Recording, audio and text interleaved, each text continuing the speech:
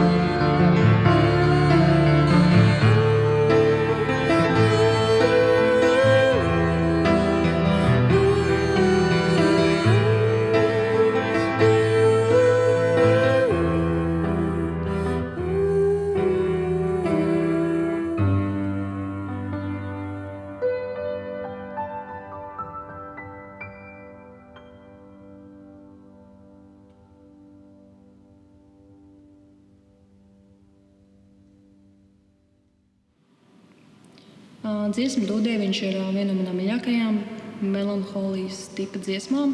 Šī dziesma ir par putnu, bet šī dziesma manī sasauc kaut kādas dziļākas emocijas, kad es tās jūtu, ļauj justies pilnīgai, arī visā savā emociju gammā. Man liekas, tas ir svarīgākais vispār dziesmas uzdevums, kad tu vari sasaukties ar kādām savām iekšējām sajūtām un rast mieru. Radošums, mēs katrs ir radītājs šeit. Katram mums ir uzdevums patiesībā radīt. Tas nav tikai aprobežojoties ar mākslu, bet arī jebko tu vienkārši, kad piecelies no rīta, atver logu, arī tā ir radīšana.